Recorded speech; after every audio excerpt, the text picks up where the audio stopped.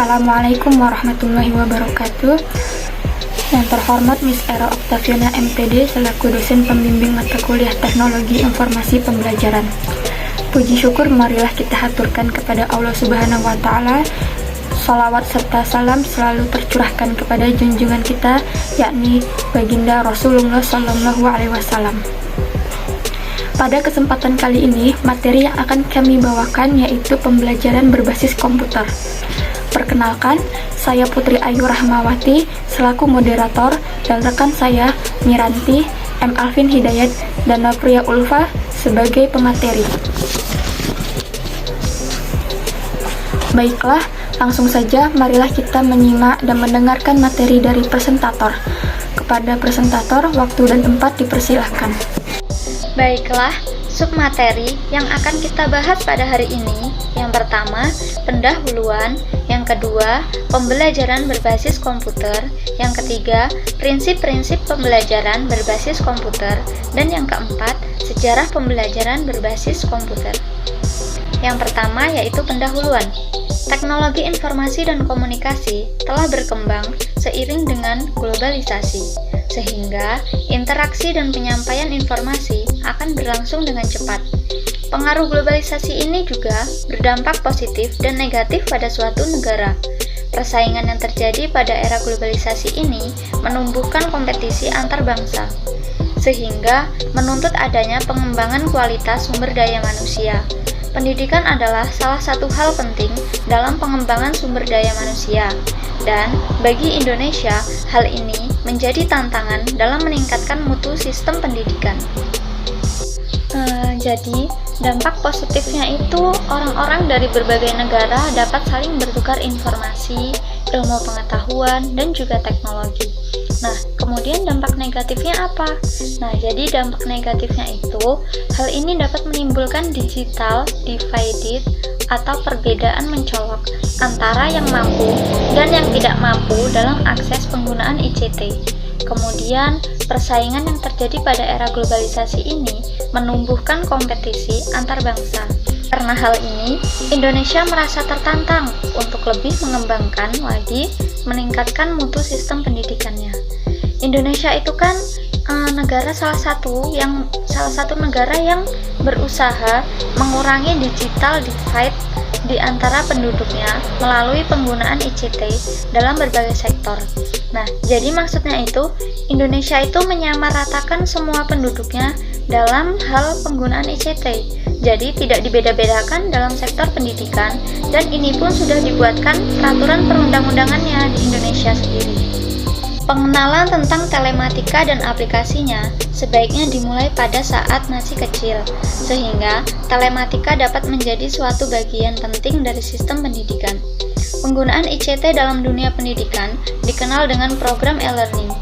Berkaitan dengan pemanfaatan e-learning, difokuskan pada pemanfaatan komputer. Hal ini dikarenakan pemanfaatan komputer dalam pendidikan telah sangat meluas dan menjangkau berbagai kepentingan. Di antara pemanfaatannya adalah untuk kepentingan pembelajaran, yaitu untuk membantu para guru dalam meningkatkan mutu pembelajaran. Jadi, maksudnya itu, sebaiknya untuk pengajaran menggunakan ICT itu diajarkan pada saat masih usia dini, sehingga tidak tertinggal dan tidak gaptek lah istilahnya pada sekarang ini. Nah, makanya sekarang ini di Indonesia hampir di segala penjuru sudah banyak nih sekolah-sekolah yang memfasilitasi komputer, proyektor, bahkan di sekolah-sekolah dasar seperti di SD, itu sudah banyak yang menggunakan komputer di sekolahnya, agar anak-anak itu pun bisa mengetahui mengenai sistem komputer sejak usia dini. Dan penggunaan e-learning juga sekarang ini sudah hampir semua hampir semua sekolah menggunakan, apalagi pada saat pandemi seperti ini. Mau tidak mau sekolah harus menerapkan sistem e-learning di sekolahnya, dan anak-anak pun mau tidak mau harus bisa menggunakannya, tetapi harus tetap dalam pengawasan orang tua. Sekian, selanjutnya saya serahkan kepada saudara Alvin. Pembelajaran berbasis komputer. Pembelajaran berbasis komputer merupakan program pembelajaran dengan menggunakan software komputer atau CD pembelajaran. Merupakan berupa program komputer yang berisi tentang muatan pembelajaran meliputi judul, tujuan, materi pembelajaran, dan evaluasi pembelajaran. Yang disebut pembelajaran berbasis komputer yaitu jadi maksudnya itu untuk sistem belajarnya itu di komputer. Jadi biar supaya peserta didik itu mudah untuk memahami dan mudah dibawa kemana-mana, praktis. Dalam kata lain praktis, bisa dibawa kemana-mana tanpa memegang hardware, maksudnya yang berbentuk tulisan itu. Jadinya mudah dan praktis. Secara konsep, pembelajaran berbasis komputer adalah bentuk penyajian bahan-bahan pembelajaran dan keahlian atau keterampilan dalam satuan unit-unit kecil sehingga mudah dipelajari dan dipahami oleh siswa. PBK merupakan suatu bentuk pembelajaran yang menempatkan komputer sebagai piranti sistem pembelajaran individual, di mana siswa dapat berinteraksi langsung dengan sistem komputer yang sengaja dirancang atau dimanfaatkan oleh guru. Materi selanjutnya yaitu prinsip-prinsip pembelajaran berbasis komputer. Dibagi menjadi 4 bagian. Yang pertama, berorientasi pada tujuan pembelajaran. Nah, dalam mengembangkan pembelajaran berbasis komputer, kita harus berorientasi dulu pada tujuan pembelajaran, baik kepada standar kompetensi dasar, dan indikator yang harus dicapai pada setiap kegiatan pembelajaran.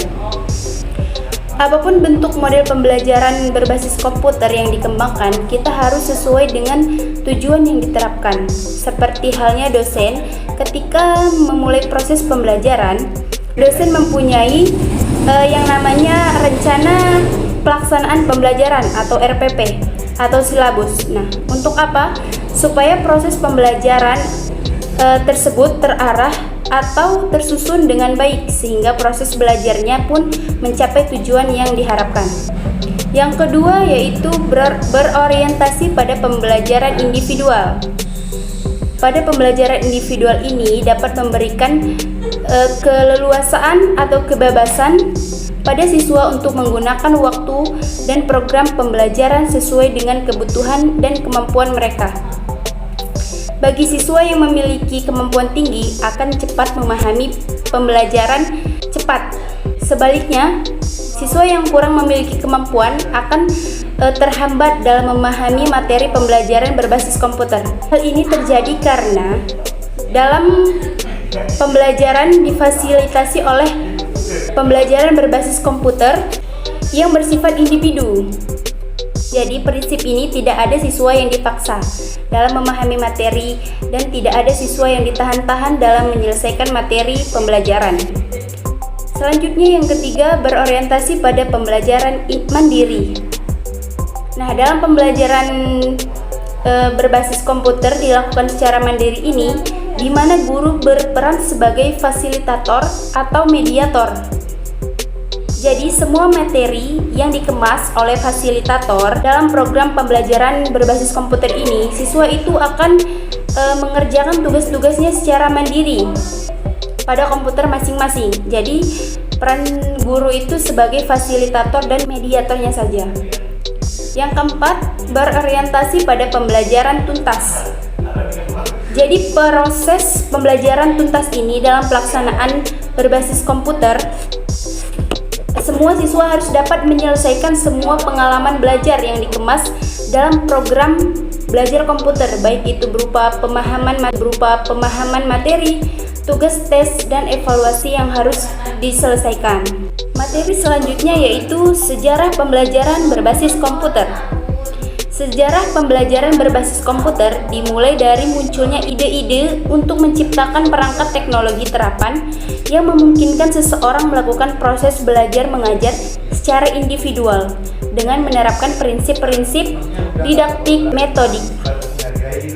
Pada tahun 1964, seorang ahli psikologi dari aliran behaviorisme yang bernama B.F. Skinner menciptakan pembelajaran terprogram atau berprogram.